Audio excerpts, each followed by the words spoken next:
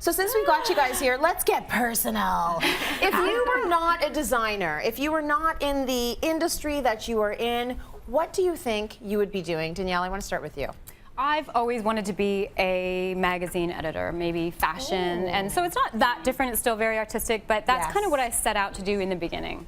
Okay, and you see the ties between decor and fashion all the time, and you're obviously in a fashion, like you look fabulous all the time. Thank you. So that would be, that's a good, that's also a good like second career. Yeah. Right? Stace, how about you? I was actually this close to becoming a police officer. So, yeah. Yeah. No, that's different. That's a little different. Yeah. Why? What is it about the police force that interests you? You know what, I grew up in a small town and I thought I want to do something that helps people and I want to do something different every day, and so I thought that sounded like an exciting career. So I did go to university. I went to U of T and I graduated in criminology. And my parents were like, oh my God, no. And I went back to school and took design, and so sort of did a complete opposite. But I think it was probably the best choice. You never know. Where did that switch happen? I mean, you know, from a criminology major, at what point did you say, oh, I like crown moldings? Where did that happen? I actually volunteered all through university. So in the summer times, I would volunteer with the police department back where I grew up. Yeah. And in the winter time when I was in school, I volunteered at the probation office. And so that's a real reality check. And I think after 4 years of doing that, I kind of thought, I don't know if this is really what I want to do.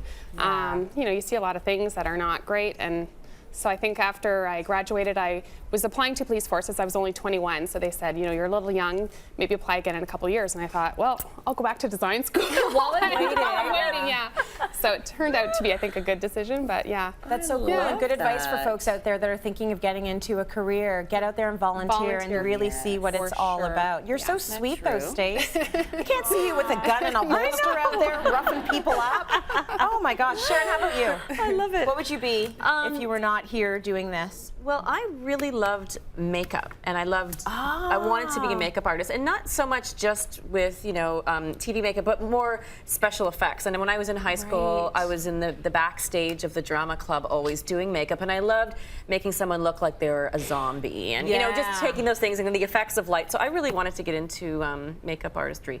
It's and art it is art. Absolutely. And that's very cool. Could still volunteer at my local theater, and I could probably do that. What about you? What would you do if this wasn't? I wanted to be a solid gold dancer.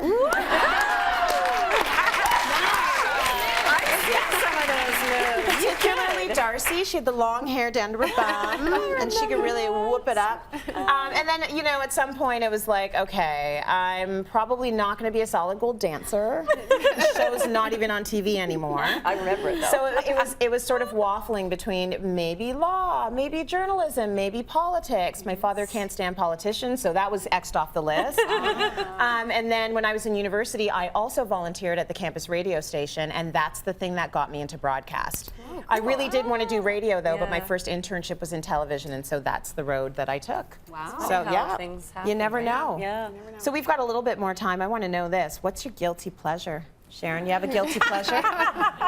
Come on, fess up. You know what? Really cheesy 80s music is my guilty pleasure. That stuff makes you happy though. I know. I've been singing in the car with my kids, and they're plugging their ears like, please, Mom. And I know every word to, you know, Pat Benatar and sorry.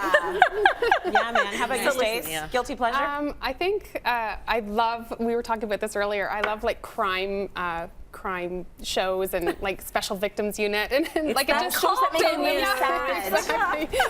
Yeah, just to, you know, forget about the day and just relax. Just to get into somebody else's bad reality. Exactly. Makes me feel better about my own. Now you know them a little bit better. I love